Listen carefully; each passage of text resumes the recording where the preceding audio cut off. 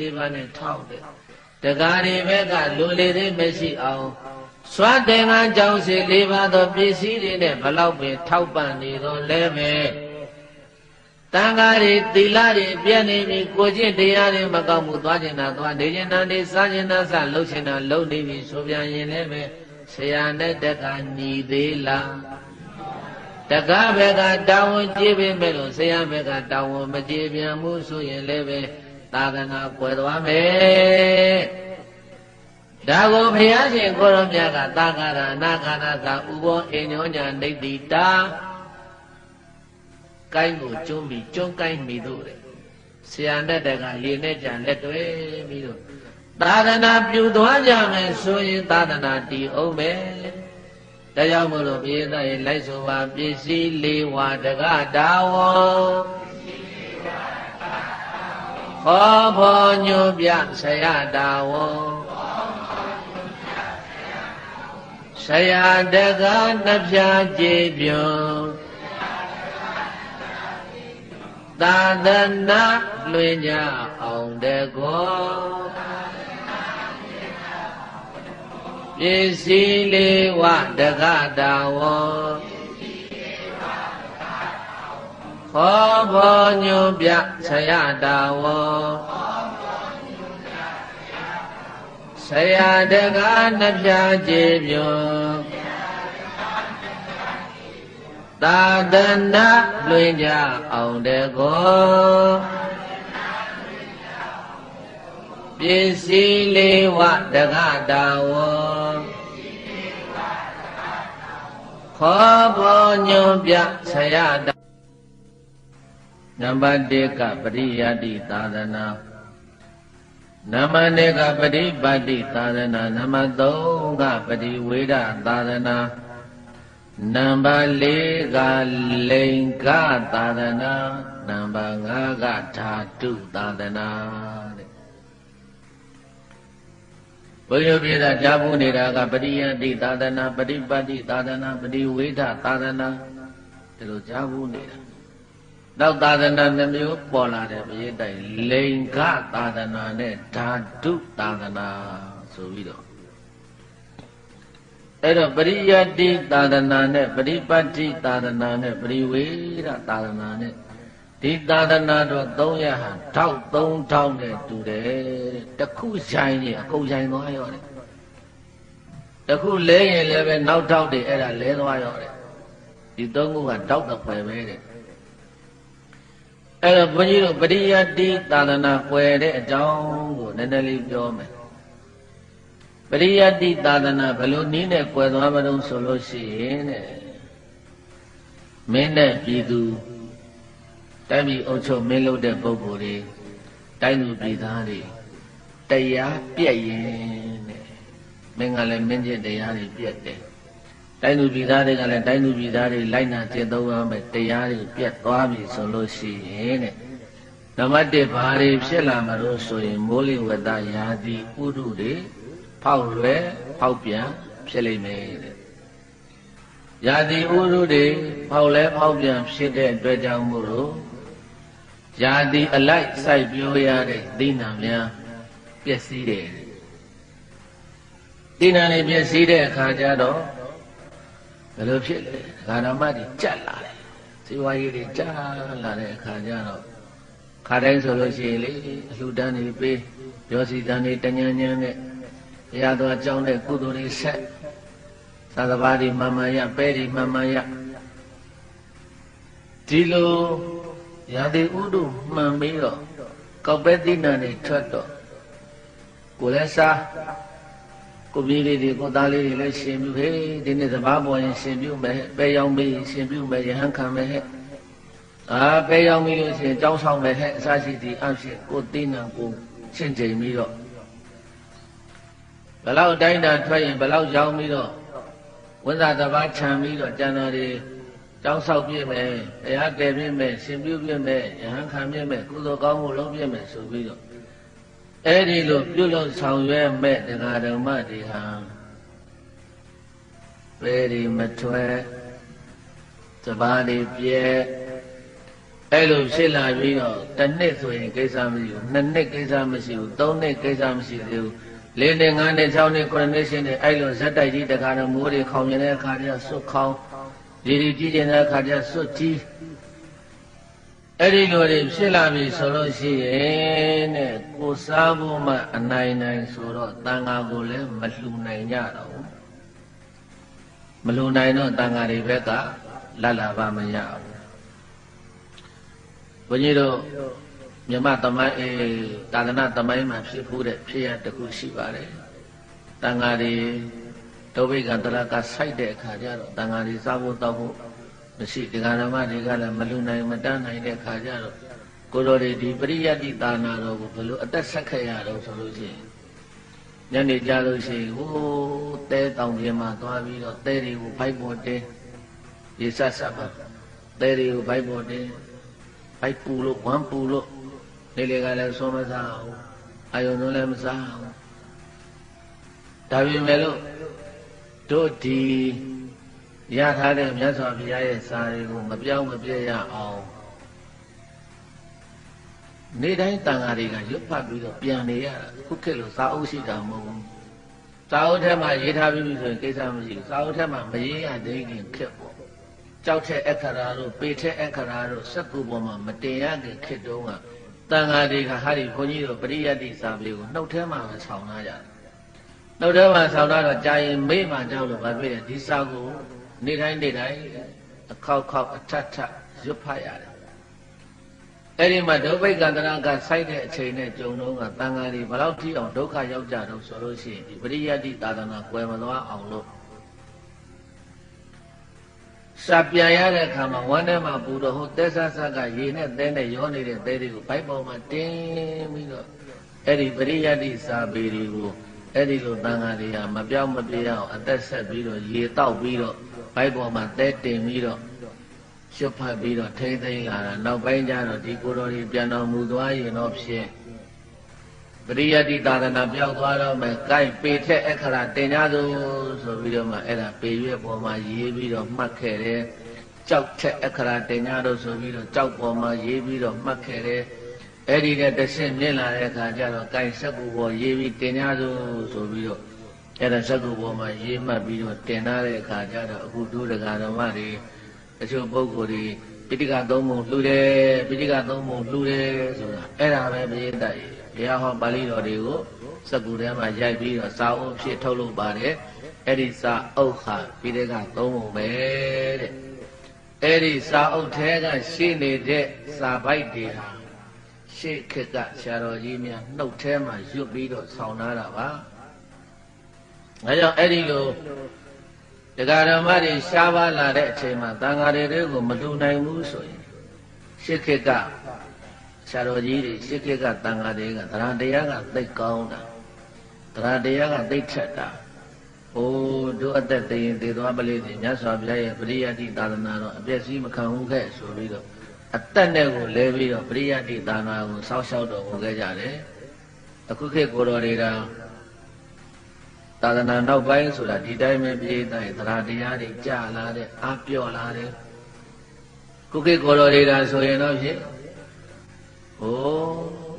တရားတော်ဘာတွေမှမလူတော့ပဲနဲ့ဒီစာကြက်နေလေအလကားပဲဆိုပြီးတော့မကြက်ကြမပြန်ညမဆိုကြရင်ဒီပရိယတ္တိသာနာကွယ်သွားတာကြာပြီအဲ့တော့တို့ဘုန်းကြီးတို့ပြည်သားကိုဘုန်းကြီးနားလည်အောင်ပြောမယ်ပရိယတ္တိသာနာကွယ်တယ်ဆိုတာစာတင်တိုက်တွေမှာပရိယတ္တိပို့ချနေတဲ့တန်ဃာတွေကို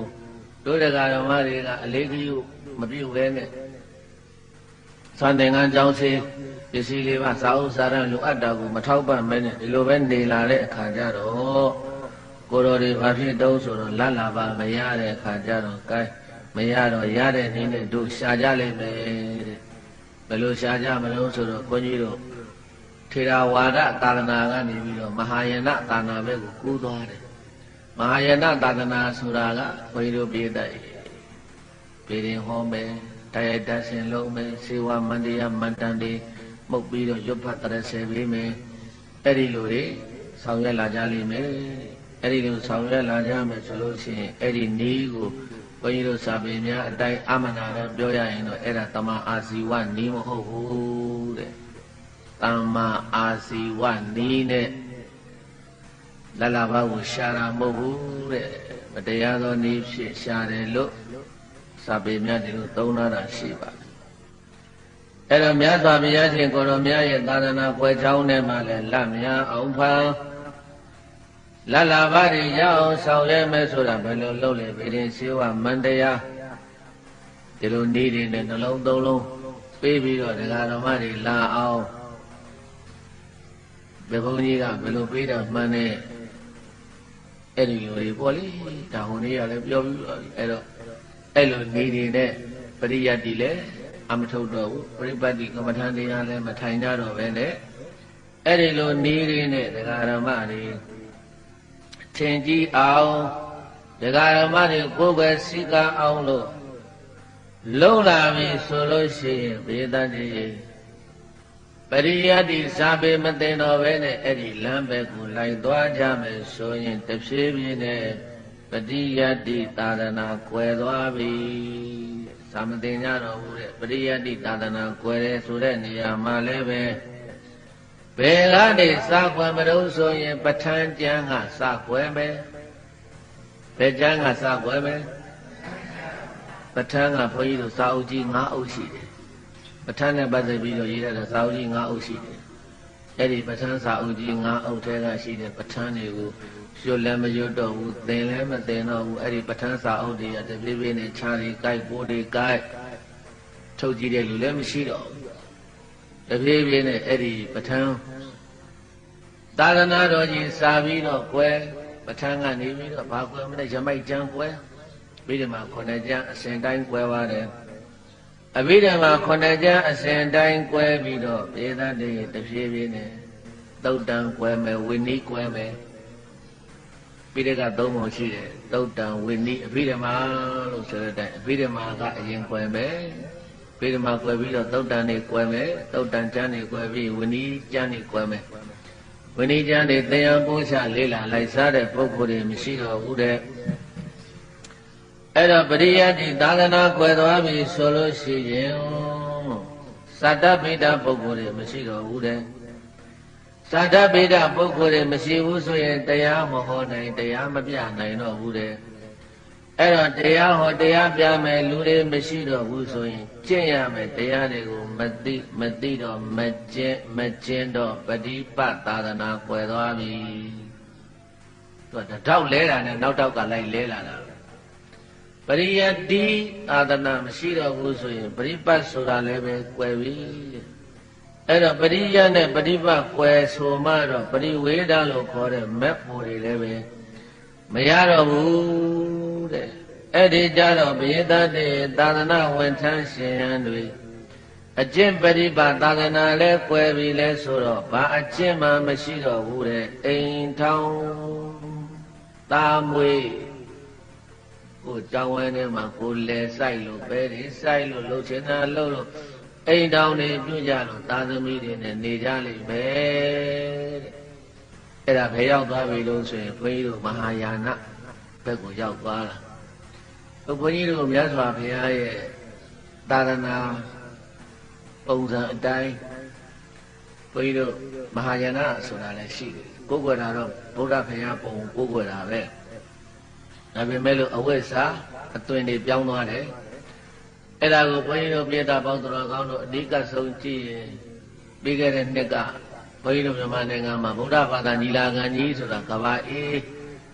သတ္တဘာသာနာခိုင်ကိုတော်ကြီးမှာဗုဒ္ဓဘာသာညီလာခံဆိုပြီးတော့ကျင်းပတာနိုင်ငံပေါင်းမြောက်များစွာကဗုဒ္ဓဘာသာတော့ဗုဒ္ဓဘာသာပဲထေရဝါဒဗုဒ္ဓဘာသာဟိနာယနာဗုဒ္ဓဘာသာမဟာယာနဗုဒ္ဓဘာသာ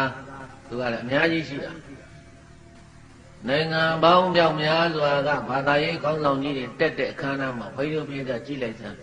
ဘုန်းကြီးတို့မြန်မာယဟန်တော်များပဲတည်တည်တတ်တတ်ရှိတယ်မြန်မာယဟန်တော်များကသင်္ကန်းလေးတွေယုံလို့ရက်တောင်လေးတွေကိုင်းလို့တခြားမဟာယာနတို့ဟိနာယနာတို့ကကြွလာတဲ့ဘုန်းကြီးကြီးတွေကအုံဆောင်ကြီးတွေဆောင်းတဲ့ဘုန်းကြီးတွေကဆောင်းပေါင်းပြီးဝတ်တဲ့ဘုန်းကြီးကဝေးဒီလိုတွေကိုတို့လာလာဒီကမ္ဘာဗုဒ္ဓဘာသာညီလာခံကြီးကိုဘုန်းကြီးတို့ကမ္ဘာအေးမှာတက်လာတာတွေ့သားပဲအဲ့ဒီမှာဒီဗီထဲပါနေတာဘုန်းကြီးတို့တပိတ်အိုင်ဆရာတော်ကြီးရဲ့ဆရာအနိဒကံဆရာတော် နေစကန်ဆရာတော်ကြီးဂျပန်ကြွသွားတဲ့အခါကျတော့ဂျပန်လေစိတ်ပါဘုန်းကြီးကလာကြိုတယ်တဲ့ဒီနာယနာဘုန်းကြီးမဟာယနာဘုန်းကြီးလာကြိုပြီးတော့ဂျပန်ဘုန်းကြီးတွေပေါ့လေအဲ့ဒါဂျပန်ကျောင်းရောက်သွားတဲ့အခါကျတော့တဲဒီမှာလာတော့ကတော့ဝတ်စုံနဲ့ဗာနဲ့ကြာကြာနာနာကိုရောက်တဲ့အခါကျတော့ဘုန်းကြီးကဘောင်းမီနဲ့အင်ကြီးနဲ့ဖြစ်နေတော့နေစကန်ဆိုတော်ကြီးကမေးတယ်ကိုလူကိုလေသိမ်းမှလာကြိုတော့ကတော့သင်္ကန်းနဲ့ဗာနဲ့အခုဘယ်လိုလဲဒီရောက်တော့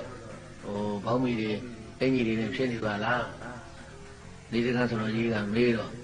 အဲ့ဒီမဟာယာနဘုန်းကြီးကဂျပန်ဘုန်းကြီးကဖြေတယ်တဲ့လူကြားတဲ့သွားတဲ့အခါကျတော့လေလူများမြင်ကောင်းအောင်နေရတာပဲလို့ဆိုတယ်တဲ့လူကြားတဲ့မဟုတ်ဘူးကိုเจ้าမှာကိုဆိုတော့ကိုနေနေလုံးနေတာပဲလို့ဆိုတယ်အဲ့ဒါနဲ့ပြီးတဲ့အခါကျတော့နေစကန်ဆိုတော်ကြီးကိုမိတ်ဆက်ပေးတယ်မြို့သမီးတယောက်ခေါ်ပြီးတော့မြို့သမီးကလည်းကရုံးဒီလားရှင်အဲ့ဒါဗာလဲဒီလားရှင်ဒါငါဇနီးဒါဗာလဲဒါသားဒါသမီး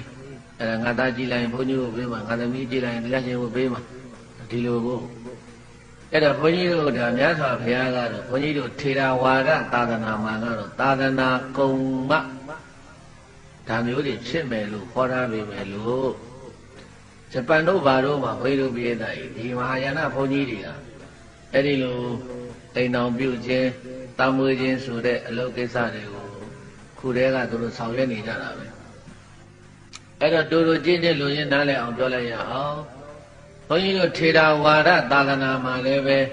နောက်ပိုင်းပေါ့လေတရားတော်မတွေဟိုလေဝသတွေခေါင်းပြီးတော့ယန္တိဥရုတွေဖောက်ပြန်ပြီးတော့စားစရာတောက်စရာမရှိလို့ဒုက္ခရောက်နေတဲ့အချိန်မှာတန်ဃာတော်တို့ကိုလက်မကြည့်နိုင်ကြတော့ဘူးဆိုရင်တန်ဃာတော်တို့ကလည်းတို့မှလက်မကြည့်ပဲနဲ့ဗာဒီဝဏိသိက္ခာဘုဒ္ဓလိုက်နာကြရလို့သေးတယ်သူတို့မျက်နှာကြည့်နေကြမလို့ဘူးတို့ကတို့ရှားသားနေရတာတို့ကတို့နေကျင်တဲ့ပုံစံတိုင်းနေမယ်ဆိုပြီးတော့အဲ့ဒါအိမ်တော်ပြုခြင်းတောင်းမွေးခြင်းဆိုတဲ့လုပ်ငန်းကိစ္စတွေကိုလှုပ်လာကြလိမ့်မယ်တဲ့အဲ့ဒီတော့ဒီသင်္ကန်းကြီးဟာဘယ်လိုဖြစ်လာသလဲဒေသရေသင်္ကန်းဟာခဏခဏပတ်တင်ရခဏခဏရမ်းတဲ့လျှော်ရဖိုးရလည်းတောင်းဝန်ကြီးတယ်အဲ့တော့ဒီသင်္ကန်းကိုလေးတယ်ဆိုပြီးတော့ရှုပ်တယ်ဆိုပြီးတော့ဒီသင်္ကန်းကိုချုံမောပြစ်တင်အဲ့ဒီချုံမောမပြစ်တင်ချိန်လေးမှဒီသင်္ကန်းတွေကလက်သားလောက်လက်မလောက်သင်္ကန်းစာလေးကိုကကြီးလေးနဲ့ကြိုက်ပြီးတော့လက်ပင်ထဲမှာခြိထားမယ်နားထဲမှာပန်ထားမယ်လက်ကောက်ဝတ်မှာခြိထားမယ်အဲ့ဒီချိန်ထိအောင်ကိုလိန်ကသာသနာမကွယ်သေးဘူးတဲ့သင်္ကန်းအကြီးကြီးတော့ပျောက်သွားပြီသင်္ကန်းအသေးလေးတွေကျန်သေးတယ်လက်ထဲမှာနားထဲမှာတွေ့ကြရဝတ်တွေကိုကောက်ဝင်ထားမယ်သင်္ကန်းစာလေးတွေရှိနေအောင်မယ်အဲ့ဒီအချိန်မှတော့မှပြည်သားရေအဲ့ဒီအချိန်မှတော့မှတန်ခတ်တာဒီမှာလို့တန်ခတ်ခုံကိုရင်မှန်းပြီးတော့လှူအောင်မယ်ဆိုရင်အကျိုးပေးနိုင်သေးတယ်တန်ခတ်ခုံကိုအာယုံပြုတယ်ဘာကုံကိုအာယုံပြုပုဂ္ဂိုလ်ကိုကြည့်ရင်ကတော့ကြီးညိုတရားတစ်ခွက်မှမရှိတော့အိမ်တော်ပြုတယ်တာဝေးတယ်အကြောင်းမှာပကက်တွေနဲ့ကလေးတွေနဲ့စူညံပွဲဘုန်းကြီးကကလေးတိတ်ပကက်တွေဒီလိုလုပ်တဲ့အချိန်မျိုးကိုရောက်လိမ့်မယ်တဲ့သာသနာကွယ်တဲ့အခါကျတော့ဒါပေမဲ့လို့နားထဲမှာလည်းပင်ထဲမှာလက်ကဝတ်ထဲမှာသင်္ကန်းစာလေးရှိနေသေးတယ်အဲ့ဒီသင်္ကန်းစာဟာလည်းပဲလဲလုံရင်ရလုံရင်နဲ့တောတဲ့တောင်ထဲသွားရင်နဲ့ကလေးထိန်ရင်နဲ့ဘယ်နာမှပြုတ်ကြလို့ပြုတ်ကြမှမသိတော့ဘူးဆိုရင်ဘယ်ရောက်သွားမှမသိတော့ဘူးဆိုရင်လိန်ခသာသနာကွယ်သွားပြီဘာသာနာလိန်ခဆိုတာအသွင်ပြင်ကိုပြောတာယဟန်အသွင်တာမဏေအသွင်ပျောက်သွားပြီတဲ့အဲ့ဒါလိန်ခသာသနာကွယ်သွားပြီနောက်သာသနာကွယ်မှာကဓာတုသာသနာဘာသာနာဓာတုသာသနာကွယ်တာကတော့ဘုန်းကြီးတို့ဘုရားရှင်ကိုရောမြတ်ရဲ့တတော်ထေရရှိစဉ်ကာလကပေးထားခဲ့တဲ့ဆံတော်လေးမြတ်စွာဘုရားပြိဋိဘံဆံပြီးတဲ့နောက်မှာဒေါနာပုံနာကြီးဟိုကုသနာယုံမှာဝေရာဓာတ်တော်တွေဓာတ်တရားရဲ့ဓာတ်တော်တွေဟာစေတီတွေတည်ထားကြတာတခါလေအသောကမင်းကြီးတို့ဘုရားဓာတ်တော်နဲ့ ထေကရတဲ့ဓာတ်တော်တွေနဲ့စေတီတွေတဲကြဆန်တော်တွေစေတီတွေတဲကြဘုန်းကြီးတို့အခုရွှေကုန်းတို့ရွှေမော်တော်တို့တိုက်ထီရိုးတို့ဘုရားရဲ့ဆန်တော်တွေဌာပနာပြီးတော့တဲထားတဲ့စေတီဘုရားအဲ့ဒီစေတီဘုရားတွေကိုလည်းပဲပြိုကျပစ္စည်းဒကာဓမ္မတွေကလည်းမသွားကြတော့ဘူးကိုယ့်အကိုစာဝတ်နေတော့မနေဆိုတော့ဘုရားဘူးလည်းမသွားနိုင်တော့ဘူးဘုရားရွှေသင်္ကန်းလည်းသွားမကနိုင်တော့ဘူးဘုရားရှင်မိပန်းလည်းမပူဇော်နိုင်တော့ဘူးအဲ့ဒီလိုမြတ်စွာဘုရားရဲ့ဓာတ်တော်တွေဆံတော်တွေနဲ့တည်ထားကိုယ်ွယ်အပ်တဲ့စေတီတွေကိုသွားပြီးတော့စေမီးလေးတစ်ခွဲဆွမ်းလေးတစ်ပွဲတည်တည်လေးတစ်လုံးထဲမှာလာရောက်ပြီးတော့ပူဇော်တဲ့သူတွေမရှိကြတော့ဘူးဆိုလို့ရှိရင်တဲ့အဲ့ဒီဓာတ်တော်တွေဆံတော်တွေအံတော်တွေဟာဒေသတိကောင်းကင်ယံကနေအကုန်လုံးဌာပနာတိုက်တွေကိုဖောက်ထွက်ပြီးတော့ကောင်းကင်ယံကနေပြန်ပြီးတော့ဘောဓိပင်ကြီးမှာသွားစုမယ်တဲ့ဘယ်ပင်ကြီးမှာသွားစုမယ်အေးဘောဓိပင်ကြီးမှာမြတ်စွာဘုရားပွင့်တော်မူတဲ့ဘောဓိပင်ကြီးမှာလူပြည်နတ်ပြည်သကားပြည်ကလုံးပြည်တွေမှာရှိနေတဲ့ဓာတ်တော်တွေဟာအကုန်လုံးကြွတော်မူလာပြီးတော့ယခုအိန္ဒိယနိုင်ငံဂယာဒေသမဟာဗောဓိပင်ကြီးမှာလာရောက်စုပုံပြီးတော့ဘုရားရှင်ကိုရောမြတ်တတ်တော်ထေရရှိတဲ့ကဲ့သို့ရုပ်ပုံတော်ကြီးဖန်ဆင်းပြမယ်တကူဗျာတိဟံကိုလည်းပြလိုက်မယ်ဆံတော်ကဆံတော်နေရာပြန်တက်သွားတော်ကသွားတော်နေရာပြန်တက်အကုန်လုံးပိဋကတ်တွေသူခါနဲ့ဘယ်မှမကြံတဲ့သွားတော်တွေဆွဲတော်တွေအခုတရုတ်ပြည်မှာရှိနေတဲ့ဘုန်းကြီးတွေမြန်မာနိုင်ငံကိုဆွဲတော်ကြွလာတာတရုတ်ပြည်ကဆွဲတော်ဒါပူဇော်နေရသေးတာအခုတကယ်လို့လားသာသနာလိင်္ဂသာသနာကွယ်လို့ပရိယတ်တိသာသနာကွယ်လို့ပရိပတ်တိသာသနာကွယ်ပရိဝေဒသာသနာကွယ်လိင်္ဂသာသနာကွယ်ဓာတုသာသနာကွယ်တဲ့နေမှာပြည့်တတ်တယ်အဲ့ဒီတရုတ်ပြည်မှာရှိနေတဲ့ဆွဲတော်တွေကုန်လုံးသူ့အတူတကိုးနဲ့ပဲကောင်းကင်ယံကနေပြန်ကြွပြီးတော့သူ့နေရာသူပြန်တက်လို့ဗုဒ္ဓရဲ့ရုပ်ပွားတော်အသွင်ကိုဖန်ဆင်းပြလို့တကိုးဗျာတိဟာပြမယ်တဲ့စัจ java လာတိုက်တသောမှရှိနေတဲ့နတ်တွေဗြဟ္မာတွေကဘောဓိပင်ကြီးအောက်မှာစုဝေးပြီးတော့ဘောဓိပင်ကြီးအောက်မှာစုဝေးပြီးတော့နတ္တတိလောကောဝတ္တဘောနတ္တတိလောကောဝတ္တဘောဘိုးဩချင်းတို့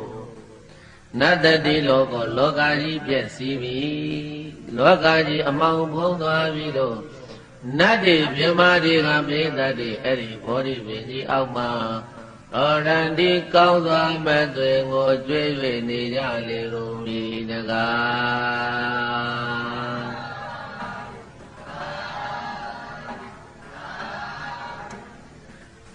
လူသားရဲ့လို့အဲ့ဒီချိန်မှာဘုန်းကြီးတို့ပြေးတိုက်တယောက်မှမရှိတော့နတ်တွေဗြဟ္မာတွေကြီးပဲစုယုံပြီးတော့ဘောဓိပင်ကြီးမှာလောကကြီးပြည့်စည်ပြီလောကကြီးအမောင်ဖုံးသွားပြီလို့နတ်တွေဗြဟ္မာတွေကတယောက်နဲ့တယောက်လက်တို့ပြောဆိုပြီးတော့ငိုကြွေးလိမ့်မယ်အဲ့ဒီနေမိတာဖန်ဆင်းထားတဲ့ဘုရားဟာရောင်ကြီးတော်6ပါးလွှတ်မဲ့တဲ့ဘောဓိပင်ကြီးအောက်မှာ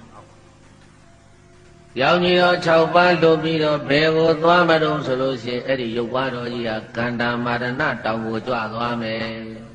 ဘယ်တောင်ကိုကြွသွားမလဲအေးဘောဓိပင်ကြီးအောက်ကနေပြီးတော့အဲ့ဒီရုပ်ပွားတော်ကြီးကတခါတည်းကောင်းငင်ရံကနေပြီးတော့လေကန္တာမာရဏတောင်ကိုကြွသွားမယ်ဟာဗုဒ္ဓကိုယ်စားနေမိတာရုပ်ပွားတော်ကြီးကန္တာမာရဏတောင်ကိုကြွသွားပြီလိုက်ကြစို့လိုက်ကြစို့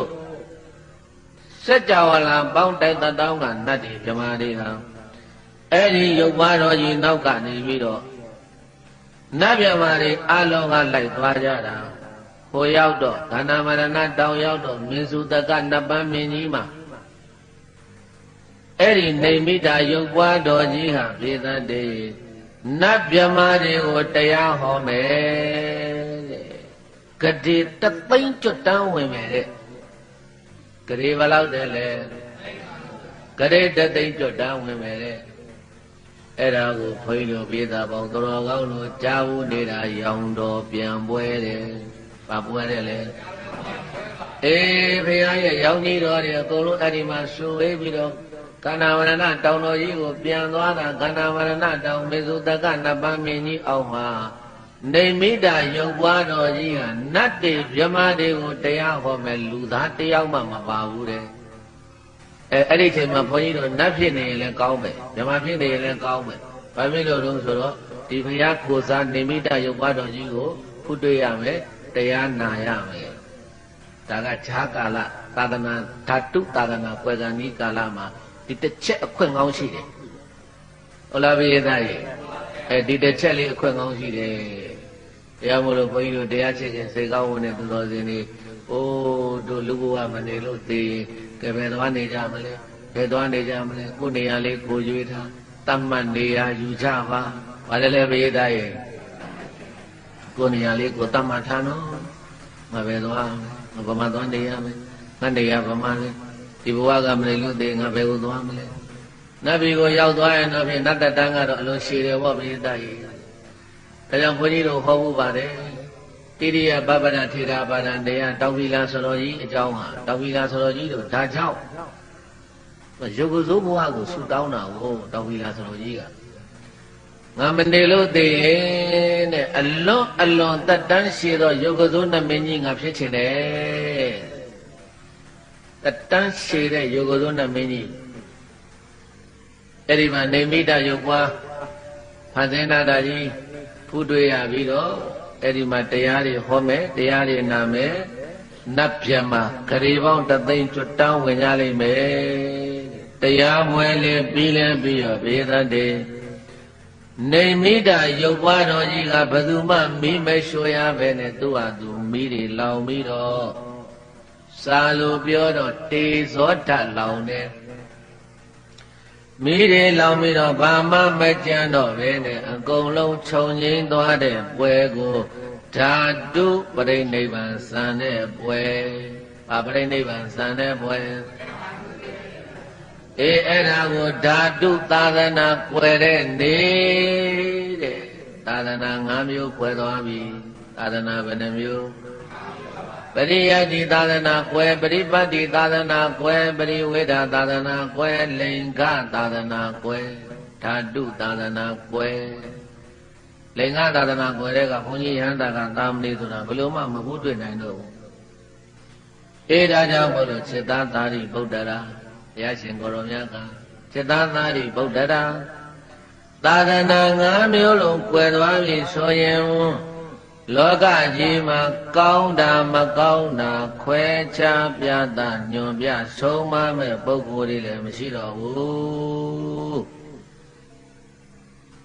ဒါကြောင့်မို့လို့ဘုန်းကြီးတို့မာကန္တန်ဆိုတော့ဘုရားကြီးရေးခဲ့တာဘုရားရှင်တော်မပွင့်ပေါ်ကလူတော်အများစိတ်ကောင်းထားလဲဤကားကုသိုလ်အကုသိုလ်နဲ့ထိုဘုံဘဝမတိယများလားအပြစ်တွေအဲ့ဒါလေးဆိုကြည့်ဘုရားရှင်တော်မပွင့်ပေါ်ကလူတော်အများစိတ်ကောင်းထားလဲဤကားကုသိုလ်အကုသိုလ်နဲ့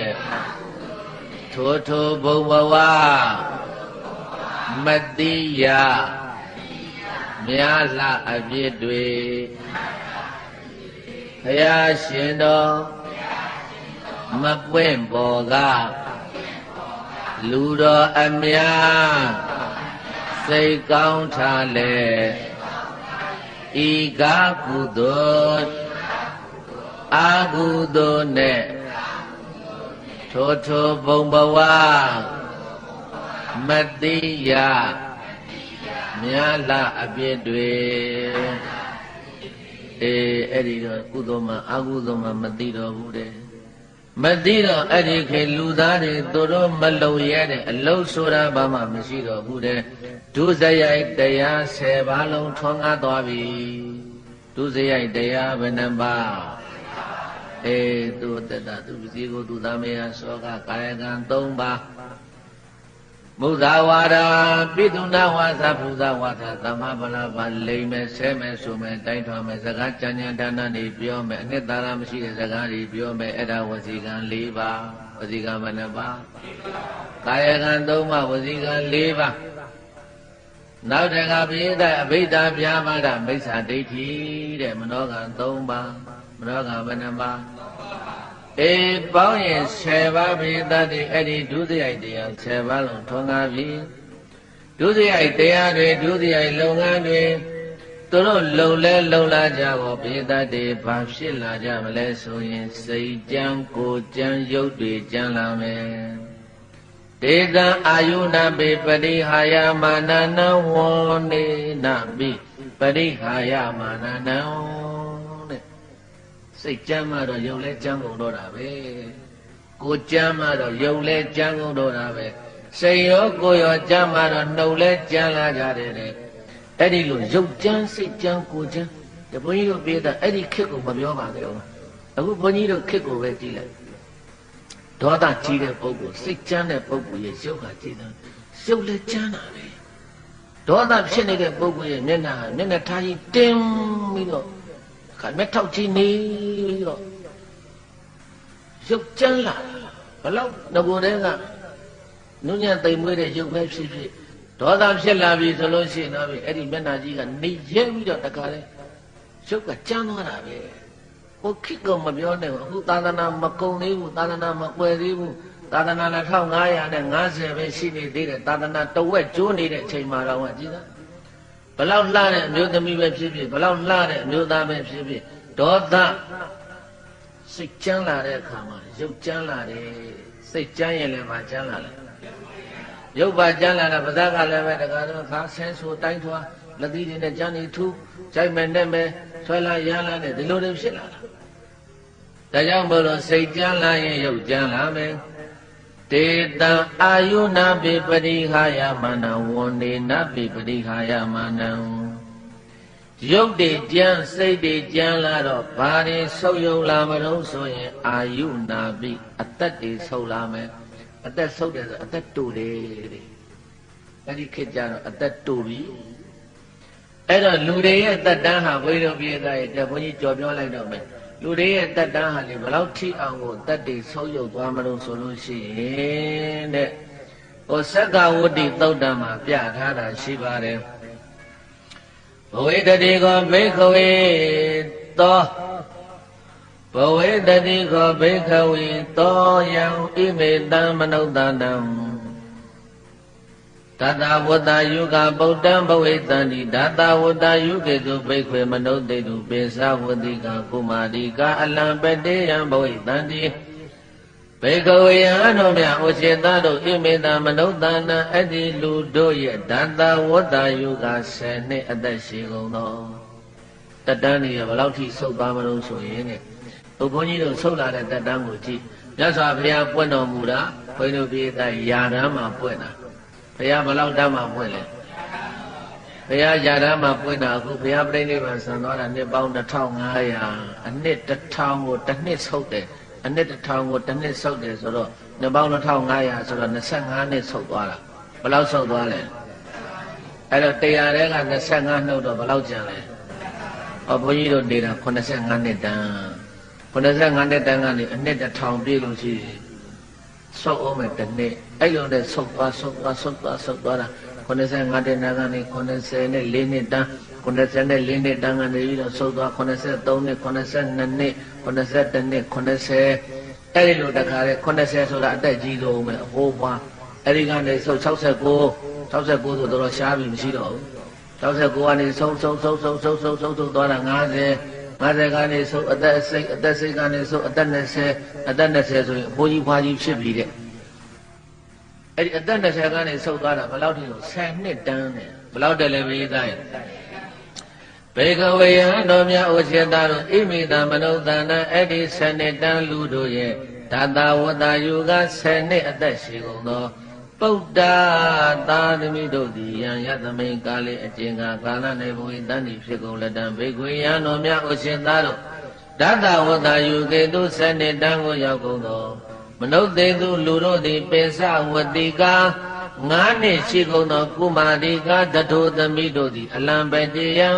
ယောက်ျားပေသားခြင်းကသင်ကုန်သည်ဘဝေတန်တိ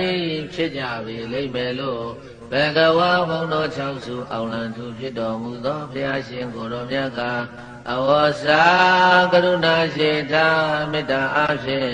မိန်ကြတော်မူလိုက်ပါပေတည်း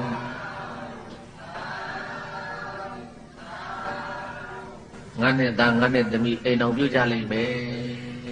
စနေတန်းတိတ်ကြောက်เสียကောင်းတဲ့ပြေးတာရေဘုန်းကြီးတို့ပြေးတာအမြင်တော့မြင်ကြည့်တာရှင်ဗျာငါနဲ့သမီးငါနဲ့သားဘယ်လိုလုပ်ပြီးတော့အိမ်အောင်ပြုမှလဲအခုငါနဲ့ကလေးတွေတပည့်တော်တို့ဒီကလေးနဲ့သွားမနိုင်နေပြေးတာရေဟိုစနေတန်းကြတော့အဲ့ဒီလိုမဟုတ်တော့အဲ့ဒီစနေတန်းကိုမပြောပါနဲ့အခု95နှစ်တန်းမှာတော့မှကလေးတွေအသိဉာဏ်တိတ်ကိုထက်လွန်အားကြီးတယ်ကလေးတွေအသိဉာဏ်တိတ်ကိုရှေ့ရောက်လွန်အားကြီးတယ်တချို့ကလေးတွေဘုန်းကြီးတို့ဒကာကြီးတွေမကြီးတွေငယ်ငယ်ကအသိဉာဏ်နဲ့တခြားကြီးကလေးတွေကတိတ်ပြီးတော့အသိဉာဏ်နဲ့တိတ်ထက်လွန်အားကြီးနေတယ်ဘာပဲဖြစ်ဖြစ်ပေါ်လေအသိဉာဏ်နဲ့ပတ်သက်ရင်တို့ကကိုယ့်ထက်ကိုသာတဲ့ခါရှိနေကြတယ်အဲ့တော့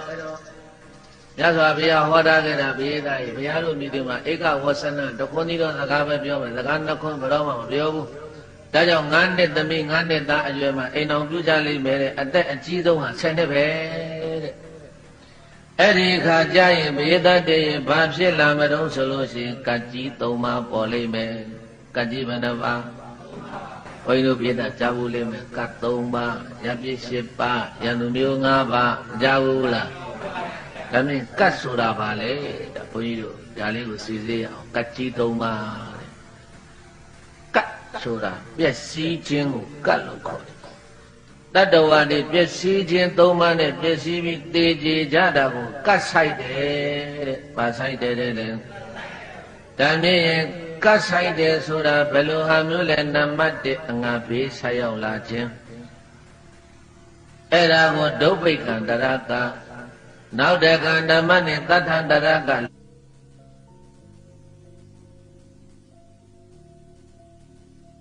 ဒီတဲ့ယောဂဆန်းတဲ့အခုဘုန်းကြီးတို့85နှစ်တန်းတွေကိုယောဂဆန်းတွေကဘုရားဟောပါဠိတော်ကိုထောက်ခံနေတယ်လက်နဲ့ဆန်းတွေလည်းပဲအခုထောက်ခံနေပြီဘုံလေးတွေတေးသေးလေးတွေနဲ့ပေါက်လိုက်ရင်မိလိုက်ရင်အခြေကြီးဘာမှမရှိတဲ့ဘောပင်လေးလောက်ရှိတဲ့စိတ်တိုက်ဘုံတစ်ဘုံကလည်းပဲလူတွေမြောက်များစွာကိုတေချေပြည့်စည်နိုင်ပါတယ်အဲ့ဒါတွေကလက်နဲ့ဆန်းတွေပေါ်လာတာဘာတွေပေါ်လာတာလဲလက်နဲ့ဆန်းတွေပေါ်လာတာကိုတတ္တန္တရကတ်လို့ခေါ်ပါတယ်ယောဂဆန်းတွေပေါ်လာတာကိုတော့ရောဂန္တရကတဲ့ကတ်ကြီး3ပါးကတ်ကြီးဘယ်နှပါးလဲကဲယောဂဆန်းတွေပေါ်လာတဲ့အခုလက်တွေ့တွေကိုဘုန်းကြီးတို့ပြည်သားပေါင်းတော်ကောင်းတို့ကြက်သားမစားရဘူးကြက်ဥမစားရဘူးဘာဖြစ်လို့လဲကြက်ငှက်တုပ်ကွေးယောဂတဲ့ယောဂဆန်းပေါ်လာပြန်ဩအခု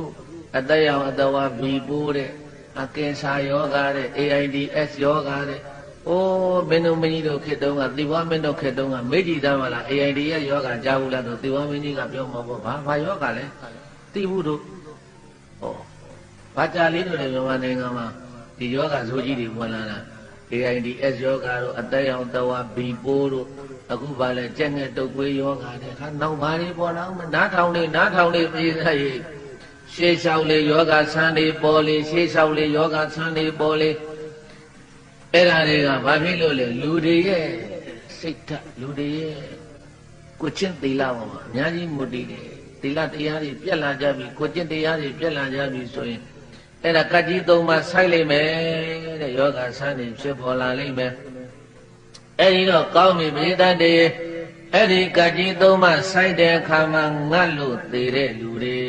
ဒုဗ္ဗေကံတရကဆိုင်လို့သေတဲ့ပုဂ္ဂိုလ်တွေသေပြီးဒီနောက်မှာဘယ်မှာသွားဖြစ်မလို့ဆိုရင်ပိဋ္ဌာဘုံမှာသွားဖြစ်မယ်ဘယ်ဘုံမှာသွားဖြစ်မလဲဟောအဲ့ဒီစနေတန်းလျှောက်လို့ရှိရင်သွားရမယ်လမ်းကိုကိုယ့်အကူသိထားပြီးသားတယ်ဒုဗ္ဗေကံတရကဆိုင်လို့ငတ်မော့ခေါင်းမတဲ့ဘေးကြီးဆိုင်လို့သမင်းမစားရဟင်းမစားရပဲနဲ့အဲ့ဒီလိုအစာငတ်မော့ခေါင်းမတဲ့ဘေးကြီးဆိုင်ပြီးတော့သေကြတဲ့လူတွေဟာဘယ်ဘုံမှာသွားဖြစ်မလို့ဆိုပိဋ္ဌာဘုံတဲ့လက်နဲ့ဆန်းနေနဲ့လက်နဲ့ဘေးနဲ့သေတဲ့လူတွေကဘယ်မှာသွားဖြစ်မလို့ဆိုရင်ငရဲဘုံမှာတဲ့ဘယ်ဘုံမှာတဲ့လဲ ငရဲဘုံမှာတဲ့ယောဂဆန်းတဲ့သေတဲ့လူတွေကတော့တေတရေနတ်ပြည်မှာသွားဖြစ်နေတယ်ဘယ်မှာသွားဖြစ်နေတယ်လဲကကြီးသုံးပါးစိုက်တဲ့အခါမှာရှစ်ကတ်နှစ်ပါးကငရဲဘုံနဲ့ပိဋ္ဌာဘုံဘာဘုံနဲ့ဘာဘုံလဲစနစ်တန်းရောက်လို့ရှိရင်အဲ့ဒီကကြီးသုံးပါးတပြိုင်နဲ့စိုက်တာနဲ့တကက်ကတ်နဲ့မိတဲ့ပုဂ္ဂိုလ်ဟာဒုဗေကတရကနဲ့မိတဲ့ပုဂ္ဂိုလ်သေငရဲပိဋ္ဌာဘုံသွားမယ်တထံတရကလက်နဲ့သေတဲ့ပုဂ္ဂိုလ်တွေဟာသေငရဲဘုံသွားမယ်ယောဂတွေဖြစ်ပြီးတော့ယောဂဆန်းတွေဖြစ်ပြီးတော့သေတဲ့ပုဂ္ဂိုလ်တွေကတော့နတ်ပြည်ကိုသွားမယ်တဲ့ဘယ်ပြည်ကိုသွားမယ်လဲကဲတကယ်လို့များဘုန်းကြီးတို့10နှစ်တန်းကိုရောက်ခဲ့ရင်10နှစ်တန်းမှာလူဖြစ်ခဲ့ရင်ဘုန်းကြီးတို့ပြည်သားရင်ဘာနဲ့သေတာကောင်းလဲအမေတဲ့ဟုတ်ပါလားယောဂဆန်းတဲ့သေတာကောင်းတယ်တဲ့အဲ့တော့ဒီနေရာမှာထေရဆရာကပြောတယ်ပြည်သားကြီးလူတိုင်းတော့မဟုတ်ဘူးတဲ့လူတိုင်းတော့နတ်ပြည်ကိုမရောက်ဘူးတဲ့ဘယ်လိုလူမျိုးတွေတုံးဆိုတော့ယောဂဆန်းနေဖြစ်ရောယောဂဆန်းနေဖြစ်တဲ့အခါကျတော့စိတ်ဓာတ်တွေကြာပြီးတော့ဩငါတို့ယောဂဝေဒနာတွေခံစားရလို့ကိုယ်စိတ်နှစ်ပါးဆင်းရဲပင်မဆင်းရဲတယ်လို့သူများတွေမခံစားကြပါစေနဲ့သူများတွေငါတို့ဖြစ်တဲ့ယောဂကြီးမဖြစ်ကြပါစေနဲ့လို့အဲ့ဒီလိုမေတ္တာပို့ရင်းနဲ့မေတ္တာစိတ်နဲ့သေမှနတ်ပြည်ကိုသွားတယ်။ဘာစိတ်နဲ့သေမှတယ်လဲ။ငါမို့လို့ဒီယောဂဖြစ်ရလားဆိုပြီးတော့ဒေါသစိတ်နဲ့သေရင်တော့ဖြင့်ငရဲပြည်သွားမှာတဲ့။ဟုတ်လားဘုရားသားကြီး။ယောဂဆန်းတဲ့သေတိုင်းလည်းပဲနတ်ပြည်ကိုသွားပါဘူးတဲ့ထေရဆရာကဖွင့်ထားတာရှိတယ်။အဲ့တော့ယောဂဆန်းတဲ့သေရတာကောင်းတယ်လို့သွားမလုံးနေတဲ့ဟုတ်ယောဂဆန်းနဲ့သေတော့ယောဂဆန်းနေဖြစ်လာတဲ့အချိန်မှာမေတ္တာစိတ်လေးမွေးလိုက်တယ်။ဘာစိတ်လေးမွေးလိုက်လဲ။အေးငါဖြစ်တယ်လို့မဖြစ်ကြပါစေနဲ့ငါကိုယ်စိတ်နဲ့ပါဆင်းရဲနေတယ်လို့ငါပင်မနွမ်းနေတယ်လို့တတ္တဝါတွေဒီယောဂဝေဒနာတွေမဖြစ်ကြပါစေနဲ့ဒီယောဂဘေးကြီးကလွတ်မြောက်နိုင်ကြပါစေလို့မေတ္တာပို့ရင်မေတ္တာစိတ်နဲ့နေပြီးတော့သေသွားတဲ့ပုဂ္ဂိုလ်မှနတ်ပြည်ကိုသွားမယ်။သေကိုသွားမယ်။နတ်ပြည်ကိုသွားမယ်လူပြည်လောကကံကြီးသုံးပါးဆိုင်ပြီးဆိုရင်နတ်ပြည်ကဝိတကြုံနတ်သားကလိုက်ပြောတယ်တဲ့ပြည်တိုင်းကံကြီးသုံးပါးဆိုင်တဲ့အချိန်နတ်ပြည်ကနေပြီးတော့ဝိတကြုံနတ်သားကလူပြည်ကိုဆင်းလာပြီးလိုက်ပြောတယ်ဟေးတိုင်းသူပြည်သားလူအများတို့9ရက်အတွင်းမှာဒီထက်ကြီးမားတဲ့တထံတရကကြီးပေါ်လာလိမ့်မယ်လူတွေချင်းချင်းတတ်ကြလိမ့်မယ်မမြင်ရအောင်တော်တယ်မှာသွားပုံနေကြတောင်တွေထဲမှာသွားပုံနေကြခူတွေထဲမှာပုံနေကြ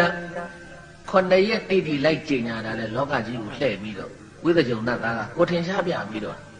ခြံနေတန်းမှာဟေးပုံညာဟာ9ရက်နေလို့ရှိရင်လက်နဲ့အထူးရှာစရာမလိုဘူးဘေးတည်းငါလက်ပြပုံလိုချင်လိုက်တာလို့စိတ်ထဲကတန်းတလိုက်တာနဲ့လက်ထက်မှာလက်ပြပုံလိုနေရောက်လာတယ်ဒီလက်ပြပုံနဲ့ဒီလူဥကြားတဲ့ငါပြစ်ထက်ချင်လိုက်တာဆိုလက်လေးမြောက်လိုက်တာနဲ့လက်ပြပုံကြီးကခါမြောက်သွားပြီးဝုန်းဆိုကြားပြီးအကုန်သိကုန်တာလေအဲ့ဒီလောက်ထိအောင်ကိုပြင်းပြင်းထန်ထန်နေဖြစ်ပါဒါကိုနတ်ပြည်ကနတ်တွေကသိတယ်သိတဲ့အခါကျတော့ gain မဖြစ်ချေဘူး9ရက်အတွင်းပုံနေကြဟာဆိုပြီးတော့လိုက်អော်တော့ယုံတဲ့လူတွေကပုံတယ်မယုံတဲ့လူတွေကမပုံဘူးတယောက်နဲ့တယောက်နဲ့မျက်နှာချင်းဆိုင်လို့မရဘူးနော်မမြင်အောင်ပုံတယ်ဘယ်တော့ပုံရမလို့ဆို9ရက်ပဲပုံရမယ်ဘယ်နှရက်ပုံရမလဲအေးအဲ့ဒါနတ်អော်သွားပြီးတဲ့အချိန်ကဝိသကြုံနတ်သားကြီးနတ်ပြည်ကနေဆင်းလာပြီးတော့អော်သွားတဲ့ချိန်ကစပြီးတော့ပုံရင်ပုံမပုံရင်နေတယောက်နဲ့တယောက်မျက်နှာချင်းဆိုင်လို့ကိုမရဘူးလေတွေ့တာနဲ့တတ်ချင်တဲ့စိတ်ပဲပေါ်လာတာပဲတတ်ချင်လည်းပဲဓာအင်္ဂါနဲ့သွားဆွဲယူနေတဲ့ဒီကောက်ကောင်ကဓာနဲ့ထိုးတတ်ချင်လိုက်တာလို့စိတ်ထဲကကြံစီလိုက်တဲ့လက်ထဲမှာဓာအလိုလိုနေရောက်လာတယ်တဲ့ဘလောက်ကြောက်ဖို့ကောင်းလို့ဆိုတာဒါကြောင့်မို့လို့အဲ့ဒီလိုဘေးကြီးမျိုးနဲ့မကြုံရအောင်လို့ဘုန်းကြီးတို့ဖျားရှိခိုးတိုင်းဗုဒ္ဓဘာသာတွေဆုတောင်းတာကသုံးပါဘာလဲဝိသရဲ့က မြတ်ပြည်၈ပါးဟုတ်တယ်မဟုတ်လားဉာဏ်သူမျိုး၅ပါးဒါကြောင့်အဖိုးတွေအဖွားတွေဖေတို့မေတို့ကိုသွားကြတော့ရင်ဗာပြောလေအေးကကြီး၃ပါးကလည်းလွတ်မြောက်နိုင်ကြပါစေအနာမျိုး96ပါးလည်းကင်းကြပါစေဘိုးတွေဖွားတွေဆုမပေးဘူးလားအမေတို့ဖေတို့ဆုမပေးဘူးလားပေးတဲ့အေးဒါကြောင့်ကကြီး၃ပါးဆိုတာအဲ့ဒါပြောတာအဲ့ဒီကတ်နဲ့သွားဆိုင်တဲ့အချိန်မှာဘုန်းကြီးတို့ကလည်းလူသားဖြစ်တဲ့အချိန်ဆိုရင်တော့ပြည့်တဲ့စဉ်းစားလို့ကိုမရအောင်ပဲကဲအဲ့ဒီတော့ခொနရက်ပြည့်တဲ့အခါကျတော့တောတဲ့တောင်ထဲမှာပုံနေတဲ့လူတွေထွက်လာတော့လူနည်းစုပဲကြံတော့တယ်လောကကြီးတစ်ခုလုံးအလောင်းချင်းကိုထပ်နေတာတခါနဲ့တယောက်နဲ့တယောက်နဲ့တတ်ကြဖြတ်ကြအဲ့ဒါတတ်ထံတရကအကြီးအကျယ်ခொနရက်တိတိဖြစ်မှာလေကြိုက်တဲ့လက်နဲ့တာတောင်းလိုက်စားအနုမြူဖို့ငါလက်ထက်ရောက်သေးဆိုဒုံးဆိုရောက်လာတာပဲတဲ့ကံများဟာဘလောက်စမ်းကြယ်တော့ဆိုတာကာမဝိပါကောအစိန်တိရောလို့ဆိုတဲ့အတိုင်းအဲ့ဒီတော့ခொနရက်ပြည့်တော့တောတဲ့တောင်တွေကထွက်လာတဲ့လူတွေကကြည်ပြီးတော့စိတ်မကောင်းနေဖြစ်ကြလို့ဩလူတွေချင်းချင်းတပ်ဖြတ်ကြနေကြပြီကြည်စံအလောင်းတွေကြီးပဲကြံနေတော့တယ်ဒါဟာဒေါသတရားကြောင့်လောဘတရားကြောင့်